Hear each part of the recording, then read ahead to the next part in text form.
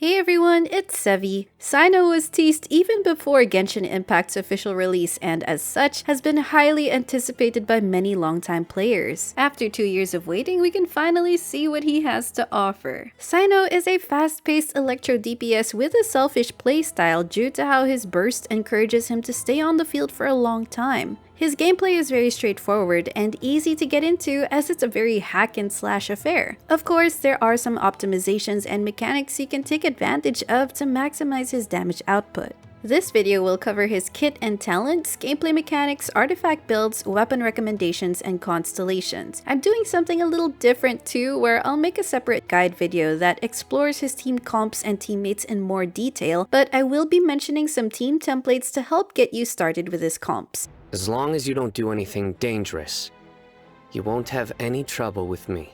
So to start, let's take a look at how his kit works. Cyno's normal attacks outside of his burst consist of a 4-hit combo that does physical damage. It's important to note that his normal attack talent is not what his damage scales from when he's in his burst form, since his burst has its own normal and charged attack multipliers. Then his elemental skill does a thrust of electro damage, and it has 2 forms. The first form is outside of his burst state, and it simply does electro damage with a 7.5 second cooldown, generating 3 particles. I did notice that his skill can actually cancel his normal attack animation, which helps with weaving his normal attacks and skill more smoothly. Now, his burst form is where his core gameplay and DPS source are. Let's see the different ways it transforms his kit. His basic attacks get infused with Electro, which cannot be overridden. It becomes a 5-hit normal attack combo that scales with a burst talent level. Then his skill changes to deal higher Electro damage in an AoE, and its cooldown gets reduced to 3 seconds, but it has a lower particle generation of 1 or 2 particles per hit. Note that entering his burst state immediately reduces the skill cooldown, so even if you do his skill right before activating his burst, you'll be able to press his skill again very soon after. The burst duration lasts 10 seconds by default, and if you switch him out before the duration ends, he loses his burst state too. But his skill cast extends his burst duration by 4 seconds. With 2 skill procs, he can get a maximum burst uptime of 18 seconds instead. His A1 Ascension passive also becomes activated, and this is probably the aspect of his gameplay that requires a bit more awareness if you're looking to utilize it effectively. It gives him the Endseer stance every 4 seconds. You can see this Endseer stance become active by the eye that appears on screen. When it's displayed and you press your skill, you activate the Judication effect. You'll know it when it flashes gold. Simply put, that effect makes your skill damage higher, and it deals 3 Dust Stalker bolts, which are additional electro damage procs considered as skill damage. However, if you don't manage to press the skill and the eye disappears, then you have to wait for the next instance. Though the eye appears every 4 seconds, the skill cooldown is 3 seconds, and that doesn't seem to line up. Pressing the skill even a split second too early before the eye appears will cause you to miss it. That's why rather than just mashing the skill button right after its 3-second cooldown, you'll want to wait just a little bit so that you can press it when the eye appears. You might see some optimal attack combo recommendations, and while you can try to follow those, my general advice for you is just simply wait to press his skill as soon as the eye appears. Once you use him long enough, you should get used to the rhythm. However, his skill combo pattern changes when you equip the Thundering Fury set due to the TF set's cooldown reduction effect, which I'll explain later. Lastly, about his burst, he also gets an additional 100 EM, increased resistance to interruption, and immunity to electrocharge damage. Note that this added interruption resistance by itself does not make him entirely immune to interruption, as I noticed he can still get staggered and thrown away by certain types of enemy attacks without a shield. But it does help with making his burst state feel more seamless to play. You can combine it with other interruption resistance abilities like Xingqiu's Rain Swords or Beto's Burst, but for absolute safety, a shielder is the best guarantee.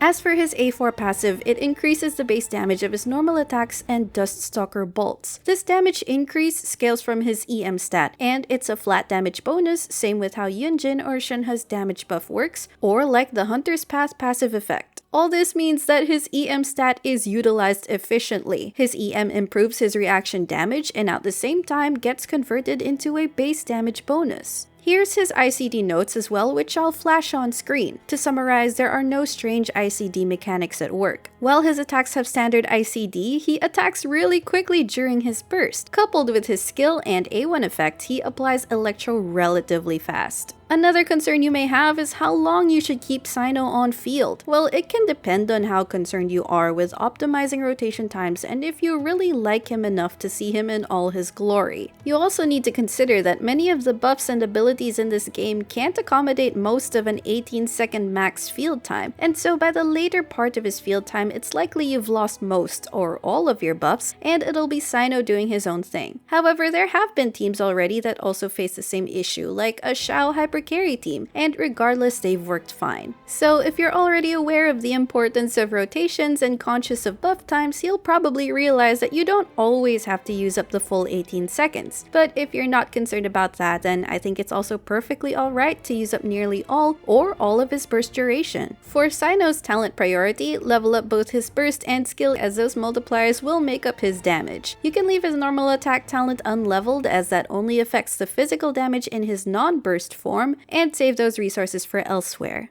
Luck can swing the results of a single game, but it's bound to run out sooner or later.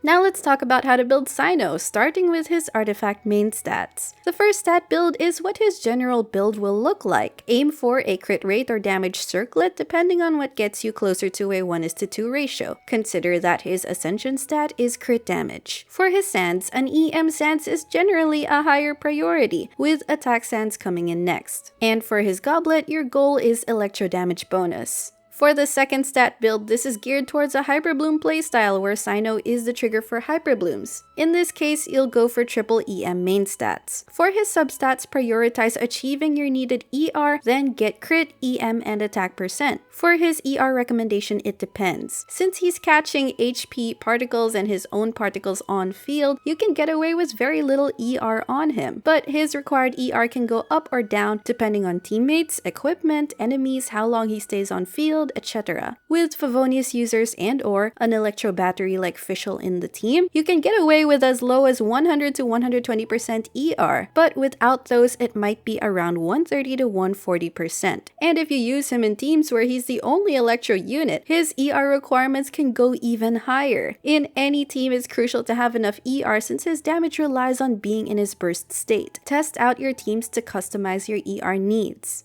Now let's talk about his preferred sets. The 4-piece Thundering Fury is an excellent pick for Cyno, and in many cases can be his best. It's largely thanks to the 4-piece effect, which reduces your skill cooldown by 1 second when the user triggers a reaction while on field. So for Cyno, it makes his skill even more spammable within his burst state, which means generating more electro particles and becoming an added damage source. More so, the skill cooldown reduction mechanic has an effect on how Cyno's skill procs align with the Judication procs of his A1 passive. In effect, your skill will have a faster cooldown. Because of that, it allows you to time an additional proc of his skill in between the eye intervals, which effectively changes his attack combo. But while it sounds perfect in theory, practicing it is a different story. Unfortunately, things can happen that would cause your TF procs to desynchronize with that 4-second timing interval. And from my experience, there is one problem where even if you can attack without interruptions, the Thundering Fury will still desynchronize onwards from the second or third A1 proc. And in that case, one solution would be to skip one skill proc in order to resynchronize the intervals. But then, more interestingly, I tested out attack speed buffs to see if they would help with the timing. My hypothesis was that by attacking faster, Cyno's normal attack ICD can sooner proc a reaction to trigger the TF's cooldown reduction. I tested it with these following sources of attack speed buffs, and interestingly, they actually did help. In fact, they were the only times I could do a perfect 8 skill proc combo, with the 2nd, 4th, 6th, and 8th hits all lining up with the eye intervals. Sadly, these attack speed sources are too specific, suboptimal, or unattainable for most, and even with them active, other things can still go wrong that would desynchronize the combo. It's also possible that maybe with low enough ping, others can actually accomplish the perfect combo without these buffs. That's not to say that imperfect execution makes this set bad, as all the other benefits habits I mentioned before are still very applicable. Skipping a skill proc is a relatively small loss, but don't take my word for it quite yet and try it out yourself. Simply put on an unleveled TF set on Cyno, practice on a boss enemy, and see how your timing goes. Another top set for Cyno is the Gilded Dreams, which gives EM and attack percent based on your team composition. From what we learned about his kit, we know that the EM it provides is definitely well utilized. If you're choosing between Gilded Dreams and TF, the main difference in a non-TF set's gameplay is the more predictable timing of his skill. Furthermore, one significant consideration is which is more resin efficient for you. The TF set can be double farmed in the domain and strong box, while the Gilded Dreams is domain only. But if you have to farm for Deepwood and Gilded Dreams pieces anyway, then hopefully you will end up with a good set. And if you're going for a full EM Hyperbloom build, Gilded Dreams will help you reach a higher ceiling with the extra EM it provides. Thundersoother is also a great choice for Cyno on an Aggravate or Taser team since the Electro aura is maintained on the enemies. However, it's not as flexible as the previously mentioned sets because of Cyno's varied team choices. One more set to consider is the Gladiator's Finale, since Cyno's combos are mostly made up of his normal attacks. While it'll have a lower damage ceiling than the previous sets, it's still a fairly viable recommendation, and you might have passively farmed a good 4-piece set already. If you don't have a good full set yet, you can go for 2-piece combos of Thundering Fury, EM, or attack percent bonuses. For early AR players who won't farm artifacts yet, prioritize getting the main stats first. But the set bonuses from 4-piece Gladiator's Finale, Berserker, Martial Artist, and Instructor, if you manage to get a good combo set with good stats, are better than no set bonus.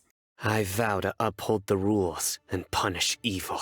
Let's now do an overview of Cyno's best weapons, and thankfully he has a lot of options. Starting with the free-to-play category, there's the 3-star White Tassel, which you can obtain from Liyue's chests for max refinement. It comes with a high normal attack damage bonus and a good amount of crit rate. He also doesn't suffer too much from the weapon's low base attack thanks to his own EM scaling damage additions. This weapon has amazing value on him that's competitive against 4-star options. It can even be worth keeping rather than spending a billet for a craftable weapon, as it's extremely cheap but just as, if not more, effective. Unfortunately, you may have accidentally fed this as weapon fodder, in which case you can go chest hunting and hope to get some refinements. The top craftable option is the Ketane Cross Spear. It has a fairly high base attack with a decent EM substat, and the passive helps with Cyno's energy needs, making you require less ER rolls from substats. While the Moon Piercer shares the exact same stats, the Ketane's effect is just more convenient. You can also use a Blackcliff pole if you already have one. If you don't yet, I wouldn't recommend spending Star Glitter just to get one. Its potential is limited against single bosses. Plus, the White Tassel exists. And for one more free-to-play option, we have the new free Missive Wind Spear. But if you already have an R5 White Tassel or one of the previously mentioned weapons, those will be better choices. Among non-free-to-play 4-star weapons, the Deathmatch is an amazing choice thanks to the high crit rate and decent attack buff it gives. Of course, it's locked behind the Battle Pass. The Dragon's Bane can be a good weapon for Cyno and Hyperbloom teams thanks to the EM stat, or Taser teams thanks to the passive. However, it's not as recommended for Aggravate teams since the passive is completely unused. Last is the Favonius Lance, which can be recommended if you're particularly lacking ER from your artifacts. More importantly, Fav will battery the team as well, which is beneficial if he's in a very energy-hungry team. While it doesn't seem like a comparable DPS option as the other weapons, it can situationally be more useful. Moving on to 5 stars, the Staff of Scarlet Sands is clearly Cyno's best weapon. Despite its low base attack, it has a very high crit rate while adding more EM scaling effects, which is highly synergistic with Cyno. The Jade-Winged Spear or Staff of Homa are your next 5-star options if you have them, and in most scenarios are better than 4-star options. Other 5-star DPS polearms are okay too if you have them, but are lower priority than the mentioned 5 stars so far. The Skyward Spine, while being far from the best, is still somewhat decent if you don't have better options. It addresses his ER needs completely or even overcaps it. At least it allows you to just focus on getting offensive substats on your artifacts, and its assorted effects are still useful. I can feel new power surging within me. A testament to my growth. Now let's take a look at what Cyno's Constellations add. C1 causes him to have an increased 20% attack speed by triggering the Judication effect. The benefit of that attack speed increase in practice is minor, though another benefit, as I said before in my Thundering Fury discussion, is that it helps align every other skill proc with the intervals. But even if it did help the Thundering Fury alignment, for me the cost of C1 is still not worth that damage increase. Though if you were set on getting cons for him, at least you know it helps. C2 is a hefty increase to his Electro damage, which really bumps up his damage output. If you were set on getting Constellations for him, this is a good early stopping point. C3 increases his burst talent level, increasing his normal attack damage. C4 gives him an energy refunding effect when triggering an Electro-related reaction. It can be a maximum of 15 energy generated, but strangely, it only affects your teammates and not Cyno. Because of Cyno's selfish DPS playstyle, there's not as much opportunity to cycle through your team's skills to battery them, so C4 kind of helps address that by making Cyno a team battery, letting your teammates potentially get more offensive stats. But if you already built your teammates with enough ER, energy shouldn't be a problem, which can make this constellation underutilized.